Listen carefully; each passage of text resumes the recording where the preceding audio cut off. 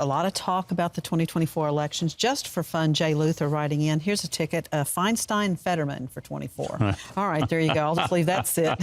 Yeah.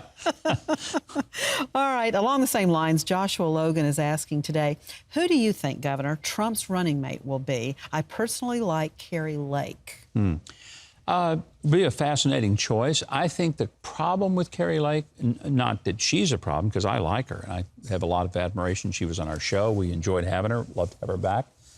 But she's never been elected to anything, and to be thrust from no position at all. And I know people are going to say, well, Donald Trump was. He's a force of nature all in himself.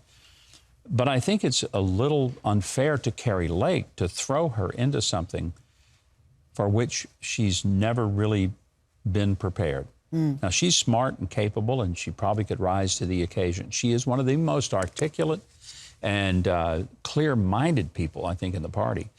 But it's almost like that old saying is, before you run for president, you might ought to at least be elected sheriff somewhere first. So, interesting proposal. I have no idea who Trump would pick. By the way, she was at this event I did Saturday night in Washington. Oh, up in Washington, yeah. And Trump was the keynote speaker. I got a Winston Churchill Lifetime Achievement Award. Congratulations. Very nice, thank you. It was a wonderful event. Faith and Freedom Foundation that Ralph Reed runs put that together. And, of course, my first comment was, you know, normally when you get a Lifetime Achievement Award, it's when you're so near death or retirement that you're drooling on your chin and somebody had to help you to the podium. And you don't even remember being there. I said, you know, like Joe Biden. So people got that. But it was a very nice evening. All of that to say, Kari Lake was there. She sat up on the dais, had a chance to chat with her for a few minutes. And I like her a lot. But I'm not sure Trump would say, yeah, let me pick somebody that is as controversial as I am. When Trump picked Mike Pence, the feeling was that he picked somebody that would never, ever step in his spotlight. Pence, very low key, and, you know, never put himself in the spotlight. Kari she's a player. Yeah. And that would be tough. Trump doesn't like on the same team, you know, necessarily for somebody to upstage him. Right. We'll see. All right. Remind everybody, too, of course, to subscribe to the channel today. If this is your first time, welcome. And we want you to come back again and again. So subscribe. And, of course, hit the notification bell so you'll be notified when we are on set like we are today on Tuesday, not Friday. Yep. Usually Fridays. It's Tuesday that feels like a Friday. That's right. So, all right, another question. Nancy Schaefer is asking today, I don't understand why, with all these investigations, they have the info to send many to jail, yet nothing becomes of their crimes. Why is that? Well, they have a lot of information at Congress, but Congress can't arrest people. They can expose the information, but ultimately the Department of Justice and a U.S. attorney has to file the charges. So if Congress is able to continue what they're doing, which is to provide almost an unshakable case, and the Justice Department does not act and says, we didn't see anything wrong, or, yeah, we see it's wrong, but we're not going to do anything, then Congress has the power to turn the money off to the Department of Justice. And it sounds like, boy, that's a nuclear option if there ever was one. It's really the only power they have. It goes to that whole constitutional balance of power that one branch can't tell the other branch what to do. But there is accountability. And in the case of the legislative branch toward the executive, their biggest power is the power of the purse, because that's what they have. And they can shut the money off. If they had a president, for example, that they just couldn't control, he went off the ranch, they could turn the lights off at the White House by disallowing any funds to go toward it. I know it sounds ridiculous and harsh.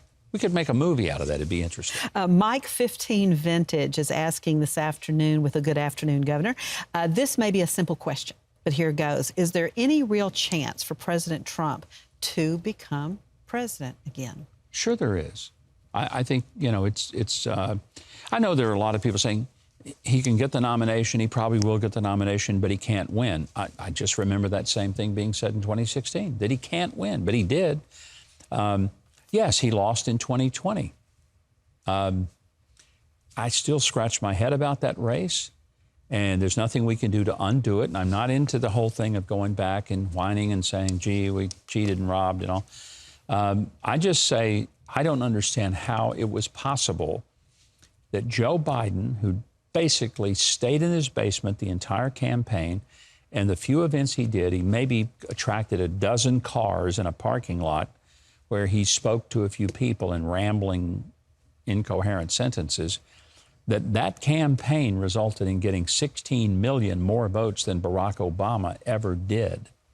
And that Donald Trump got more votes than any president who was elected had ever received, and he still lost.